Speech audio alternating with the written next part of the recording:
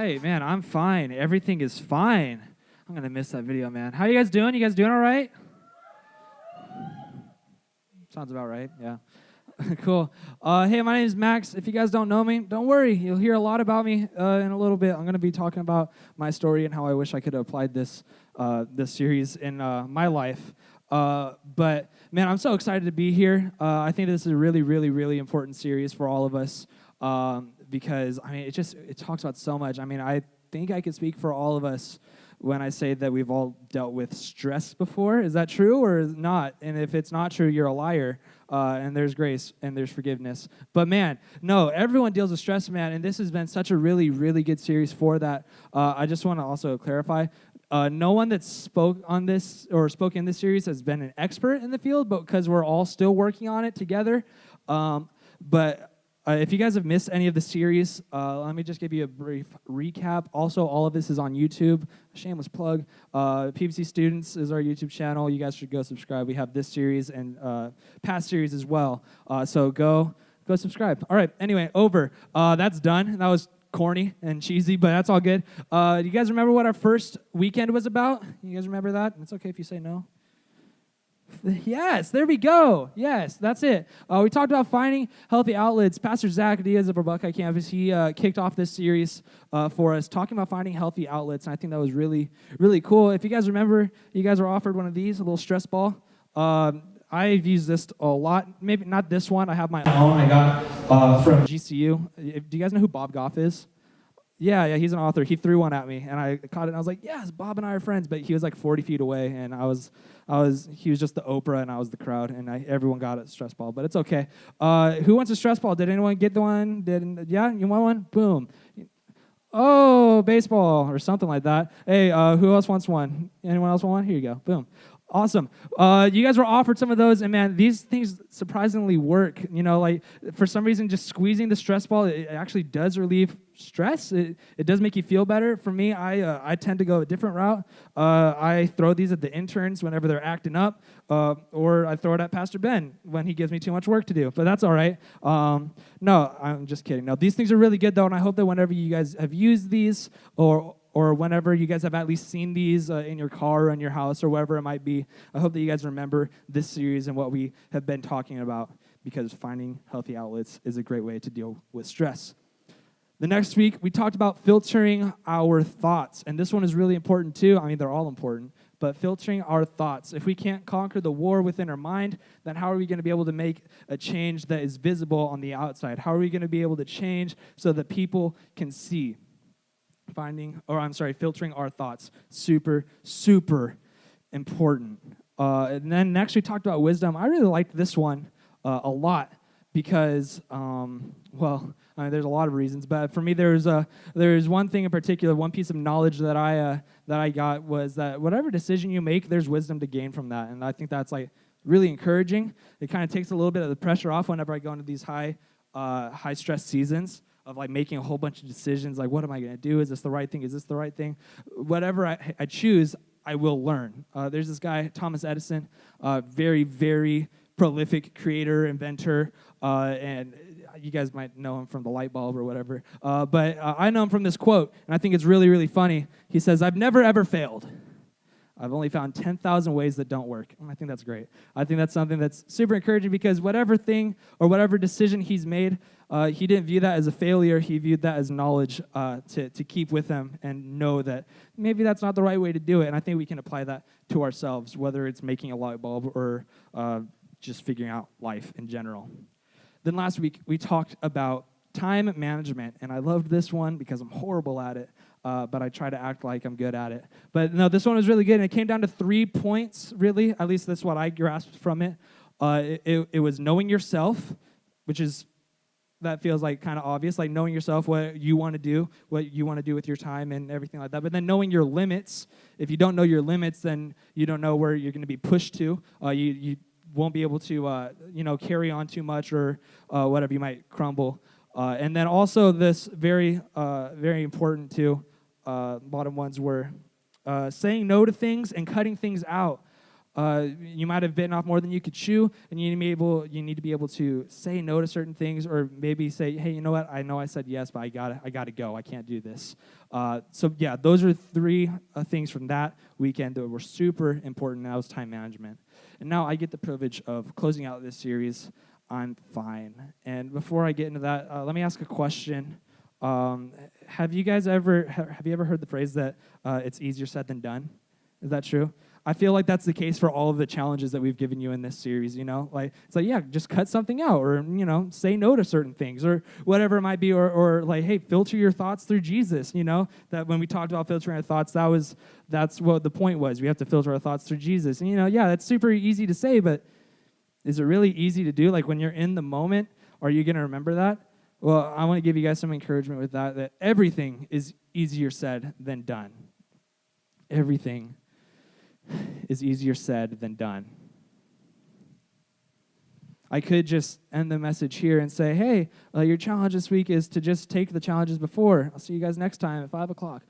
But I'm not going to do that because that won't work, and that's because I haven't explained myself. Everything is easier said than done. All of these challenges that we've given you, yeah, they might seem monotonous, they might seem ridiculous, they might seem tedious or whatever it might be to you. But these challenges were designed to help you. These challenges were designed to help you with managing through this mess of stress and getting through this journey we called life together. And I think that was super, super important to remember. I got another question. Who's tired? And shut up. I wouldn't believe it if I didn't ask that. But yeah, everyone's tired. That's okay. Who's physically tired? You just like, I need a massage. I need a jacuzzi. I need to go tubbing or whatever. Yeah, everyone's physically tired. That's okay. That's natural. How about mentally tired? Yeah? Yeah, finals just finished or are finishing up. Everyone done with school? Let's go. That's good. That's good stuff. I hope you guys could take the next couple of months and rest in that and knowing that you made it through. But guys, I hate to put a damper on this, but just because you made it through this season doesn't mean that all seasons are done. All seasons of stress are not done, and they're going to come, and you don't even know when it's going to happen. And let me talk about how this applies to me. When I was in 8th grade, or the summer in between 8th grade and freshman year, I just rededicated my life to Christ at that time. The reasons for it were when I was in middle school, I knew a lot of people, but they were all bullies to me. I consider them all my friends, but they were all so mean. And some people would say just grow thicker skin, but I said no, it cuts deeper than that. It was really just it was messed up. So I going into this summer, I was just ready for change. And the reason why I rededicated my life to Christ is because one, I knew that no matter what I did, whether it was in the past, what I was doing currently, or what I'm going to do, Jesus will always love me and he'll never stab me in the back. And I thought that was super, super good. And I was like, all right, that sounds good. But then another thing was I was hearing other people's testimonies, and I was hearing how God changed their life. And I was hearing about all the messed up backgrounds that they came from, whether it was their fault or not. It just reminded me that I'm not the only one in this world that's going through some stuff, that's going through some tough struggles and tough just seasons of life. And it was really good to hear that Jesus will be there through it all. So that's why I rededicated my life to God. So that was my summer. But then freshman year, I went to Desert Edge. Yeah, no one shouts because it's a horrible school. horrible school. No, I don't want you to shout. It's rough. Right, Eduardo? It's horrible. No, it's fine. It was a school. I went there. I finished it. But I saw it as a fresh start. I saw it as a way that I could look back at 8th grade and be a different person, or at least make some new friends. So I wanted to go in and just be as nice to as many people as possible, or just, I don't know, get people to like me. And one of my friends had an idea. He's like, hey, if that's something you want to do, you should join cross country. I never ran far distances in my life. So I said, yeah, let's do it. Sign me up. And I did. I had a good time. I made some friends, and they weren't all mean to me. So that was a big step in the right direction. That actually turned into joining the track team as well. I wasn't good at either of them, but I had a lot of fun. And that's what's important, right? 2019 kids will agree with that. But yeah, so I did the worship team as well. I just got on the worship team my freshman year, and that was a huge thing for me. That was really, really cool. I always had stage fright, so that was a big deal for me to be able to get on stage and sing or whatever. But I did the worship team, cross country, track, and school. That was my freshman year. My plate was kind of okay. It was a kind of easy year. But then sophomore year, I decided to take on marching band. I did the drum line. There's a lot of stress on that. Everyone was mad at me because I wasn't good, but I got there. I got better. But then I also took on AP classes. You guys know what those are? It's torture. It's awful. It's literally the worst thing ever. I'm not trying to shame you or diss you if you're in that. I just know that's not for me. And in this time, I was taking on a lot of stuff, man. I was still on the worship team. I was doing AP classes. I was still in cross country and track as well, and then putting marching band in there as well. It was just really, really tough. And actually, I started to fail. I got my first F in AP Bio. That was rough. I think that class is honestly, like an A in that class is a myth. I've never seen it happen. I don't think I ever will. If you have, I don't think we can be friends, but I'll try my hardest to be friends with you, because that is just, that's just a bad memory right there, but that's okay. So that was my sophomore year, and it was really rough. And I started actually with all these things, like these struggles in my life piling on me. I started to kind of push people away. I started to not necessarily lose trust in them, but they lost trust in me because of how just I don't know, just rude and not myself I usually was. And then you actually would see that I was a different person on the weekend compared to who I was during the week while I was at school, and that wasn't okay. This actually continued into my junior year. I decided, since I failed a class, I needed to cut something out, so I cut out cross country and track because it was cheaper.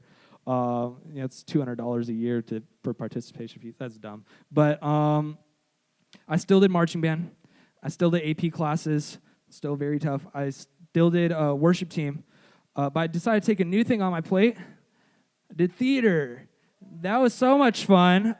But man, was it so much more stressful. Memorizing lines, memorizing blocking and choreography and stuff like that. That was tough, man. And I hurt a lot of people's feelings in there too. And it's just so funny how the tables have turned, how I wanted people to like me because I got bullied so much that I actually turned it on other people. And that's because of the stress and the struggles that I was going through. And actually it got so bad that one of my best friend's parents, they pulled me aside after church one weekend. And they're like, hey, I need to talk to you. Come over here. And I was like, okay, cool. What's up? I didn't like where this is going. I didn't like her tone. And she's like, I got to tell you this. You're doing way too much at once, man. You can't even hang out with any of your friends anymore. You can't hang out with my son. This is bad. Like, what are you doing? I was like, I'm just doing me, man. You mind your own business. I'll mind my own. We'll be good. And then she's like, no. She told me this weird thing. Don't ever use this because it doesn't make any sense. But she's like, if you're making a sandwich and you got peanut butter and you spread yourself too thin, it's going to be a bad sandwich. What does that mean? What do I do with that? I heard her, and I heard her say that, and I looked at her, and I was like, oh, I didn't think about it like that. I'll think about it more at home. I went home, didn't think about it at all. I was just like, yeah, that was dumb. How does she think that how does she think she knows me better than I know me? Because I know that I'm fine. Everything is okay, right? I'm fine. Everything's fine. But why does she even think that, whatever, I'm not even going to get into that. But that was my junior year, during the school year. And then summer came, and then I went to camp, and I totally had a reevaluating moment where I was just like, man, maybe she was right. Maybe about the peanut butter thing, that might have had some depth to it. It didn't, but maybe I was taking on too much stuff. So I decided to cut something out. I cut out marching band, and that hurt a lot of people. That burnt some bridges for sure. And I thought it was a good idea. I was still doing AP classes, but they were kind of easier that year. I was still doing theater, and I was still doing the worship team. In fact, I took on a little bit more responsibilities that year, and it felt really cool. But that was only for the weekends. The weekends were fine, but the weekdays were horrible. I didn't really know how to get through. And I was wondering, why is this still happening? Why if no matter. And in fact, my first year was my favorite year so far. I only did school. And I did school and the internship here in student ministries. And it was great. It was good on the weekends, actually. The weekends were fun. But, man, work and school left me so drained and so discouraged that I just didn't know if it could get better. And then I was like, you know what, maybe it will. Let's just get through. And then sophomore year came, and I got offered the position of RA. If you guys know what that is, it's basically the hall monitor for college kids. It's dumb. But I know, no, it's really great. It's a really, really important ministry to be a part of. It's really, really important to be able to pour into some students that need you, because, I mean, college is tough. I mean, there's a lot of people that come from all over the country, and they don't know what to do. They feel lost. They're homesick. This is a lot of people's first time living away from home. So it's good to be a role model for them. But man, I tell you what, I did not feel like I was fit to be the role model. I felt like I was being so drained and so discouraged all the time that I felt like the only thing I could pour out was more toxicity and more just being a bad person to other people. So that I did it again. And actually in that time too, I was offered a job here at Palm Valley Church. And it was really, really, really cool. But man, all that stuff piling on all over me. I was just feeling so stressed and so tired and so mad all the time. And this past year was really, really tough. And I was wondering, man, I'm working at a Christian school. I'm working at a church. It's literally all about spreading the gospel for the glory of God. Like, what's happening? Like, why is everything so tough right now? Why is my life harder than everyone else's? It's so selfish like that, right? When you're feeling stressed, you feel like your struggles are the hardest. And I was wondering this, and I didn't actually really find out an answer until about a month ago when I moved home. I was packing up my stuff, and it was, I would say it was a silent drive home, but it wasn't. I was crying the entire time. I was really embarrassing. I was just, my girlfriend was there. She was rubbing my back while I was driving. I'm like, stop, I'm going to crash. And she's like, how is that going to make you crash? You literally can't see because you have tears all over your face. And I'm like, shut up. No, I'm fine. It's cool. I'm strong. And I started crying more. It got really corny. We'll talk about this some other time. But I unloaded my car, and I get into my house, and I lay down in my own bed for the first time, it seems like months. And I'm going through this holy source on my phone, Twitter. And I see this image. It's a Bible verse, and it gave me all the answers I needed. And it's on your notes. It's 1 Corinthians 10:31. So whether you eat or drink or whatever you do it all for the glory of God. Whatever it is you're doing, do it all for the glory of God. Man, that stung so much, because for the past 7 years, I've been having chronic stress, it felt like, and it felt like no matter what I did, nothing would change for the better. Nothing ever would go good my way. But it's because I was doing it for the glory of Max and not for the glory of God. I was doing it for the glory of myself and not the person who gave me these opportunities to thrive. And, I'm sure there were days in those 7 years where I felt really, really good and I was really happy and not stressed at all. But I'm sure those were the days I actually did give the glory to God. Like those weekends I was talking about where I was singing for worship or playing drums or guitar or whatever it might have been. I'm sure those were some really good days, but the days that were so hard and so bad and just aggravating, they so badly outnumber the good days. And it's so easy to remember those bad days. And then it came to me while I was reading that, it's when we walk with worry, you live with stress, but when you walk with Jesus, you'll live with peace. It's as simple as that. When you walk with these worries that you've given yourself and the stress that you feel like that only you could conquer by yourself, that's when you're going to live with stress for forever, and it's going to seem like it's never going to end. But truly, it's when you walk with Jesus that you're going to know and you're going to live with peace. His name, it's the Prince of Peace. We've heard that before. If you haven't, you're welcome. The Prince of Peace. He's Jesus. I don't know what my life would have looked like had I invited God into every single one of my situations, but I know it might have been a little bit easier. But I have something to say. It's really, really, it's disappointing, man, to see so many people. I'm not calling anyone out in particular because I don't know all of you guys, but it's so sad to see some of you guys coming through these doors and live a double life because you come in and you have to put on this face of excitement because you're in the house of God, but this is just a building. You could be real. You could be authentic. You could be real with the people that are around you. That's what we're here for. And then for you guys to go out into the week and just be not the same person. I'm not calling anyone out. I really am not. If you feel like that's convicting to you or whatever, that's your own thing. But we're here for you. That's the same exact thing that I went through when I was in high school, and it's sad. It's really tough. You guys might be wondering what this glass is up here. It's a blue glass. All right. If you're colorblind, I hope I could help. This is a blue glass, I think. No, this is, for all intents and purposes, this is us. All right. It can hold water sometimes.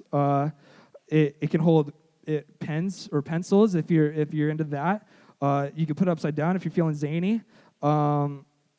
It only has so much capacity, though. It can only do so many things. This is us. And see, when we walk with Jesus and we're living with peace, things seem okay. Like things are going okay. But we're ultimately given the decision one day to walk without Jesus. There's a situation or a season in our life that we're going to go through, and you're going to be like, oh, I could do this by myself.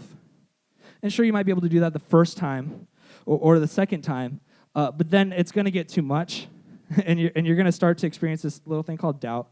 And at church, we love doubt because doubt leads to questions, and questions lead to answers, and answers lead to faith. But what if you never ask the question? What if you never, ever ask, how can I get help?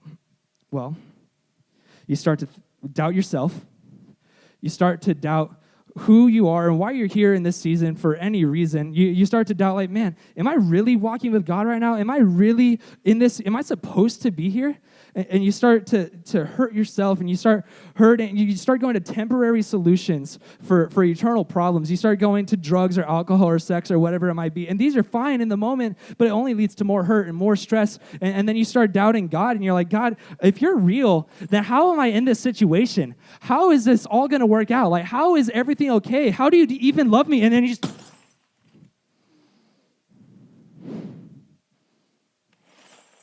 you fall apart. You hurt yourself, and you hurt others in the process. It's natural to go through these things, but it sucks when you do it by yourself. Because after doing it time and time again, you're going to end up by yourself, and you're going to feel all alone. You're going to feel like no one can understand you. But the truth and the encouragement is that Jesus lived a complete, perfect life so that you can go to him and walk with him and walk with peace. The only caveat is you have to invite him. Sure, he might come in like a superhero sometimes and save your day, but you got to invite him into all situations because it's not always going to be like that. You got to invite him into your homework. You got to invite him into your school. You got to invite him, please, God, please protect me in these situations. You got to invite him into whatever it is. It might seem menial, but really, he wants to walk with you. He's not ashamed of you to ask for his help. No. God wants to walk with you. He's proud to walk with you because you are his creation. You are made in his image. You know, the Greek, I don't know what the Greek word is for that passage, but it literally translates to idols. And we are an idol of God. We are made in his image. And I think that's so beautiful, and that's something we all need to remember. Sure, we might go through these seasons of stress and hard times, but man, Jesus has been through it all right? He's been through temptation, and he turned it away. He's been through all these tough times. He's grieved over loss. He's grieved over all these things, and he's been given the option to sin, but guess what? He didn't, and he lived a perfect life. Let me tell you a little bit about his dad, God. He literally created the universe. If you're ever doubting if God is powerful enough to go into your situations and make you feel better or make you feel peace, he created the universe. He made the sun stand still. That was crazy. And I talked about Jesus. He did a lot of other miracles. He brought the dead back to life. He turned water into wine. He told a storm to just shut up and calm down, and it did. And then he made a meal that was fit for just a family. It seemed like a banquet for the thousands, and there were leftovers. Come on. That's powerful. And all these things, they all come down to the same thing. He was bringing peace into the situations. And it's okay for you to think for a second maybe that you might think that Jesus is not strong enough to come into your storms, but I guarantee you he's so much stronger because there's nothing bigger than our God. Please be encouraged by that. There's one more verse I want to share with you. It's Joshua 1:9. I love this. It says this, "Have I not commanded you? Be strong and courageous. Do not be afraid. Do not be discouraged. For the Lord your God will be with you wherever you go." Wherever you go. In the highest of highs and the lowest of lows, God is with you through it all. You just have to invite him. You have to let him set the path before you so that you can follow in his footsteps, so that you can truly know what his plan is for you, so you can know peace. And I'm not saying that when you're walking with Jesus that you're never, ever going to experience struggles ever again. That's not what I'm saying at all. All I'm saying is that when you walk with him, you're going to know your plan a little bit more because you're truly aligned with the true vision of the one true God. And that's what I want us all to remember today. Can I pray for us real quick? Can everyone bow their heads and close their eyes? I'm not sure what seasons you guys are going through right now. I really don't. I'm not going to act like I do. You might be going through something that you feel like is unfathomable. You might feel like it's something just truly, truly difficult is happening. And it might be. But I know that Jesus is so much stronger than anything that we could go through in this life. And the reason for that is because he came back to life to set an example for us. Not to say, look what I can do, but to say, look what you can do if you follow me. If you want that gift of salvation and forgiveness and peace today, you could pray something like this. Dear Heavenly Father, Lord, I'm so thankful for you. I'm so grateful for the life that you've allowed me to live and the situations that you've put me in. And even when it hurts sometimes, I know that you're there and I know that there's value in my struggles, God. But God, I pray that you come into my life and you help me walk with you so that I can get through these seasons and know that your plan is good and I can get to where that is. God, I pray for the things I've done in the past. I've definitely learned, but God, I know that you see some of the sins I've made, and they disappoint you. But God, I want to pray for forgiveness, and I want to accept the gift that you allowed your son Jesus to give me, God. Father, I pray that as I walk with you, that I can not look back on my past self, and I can be strong and courageous just as you've commanded me, God. God, I love you. In your name I pray.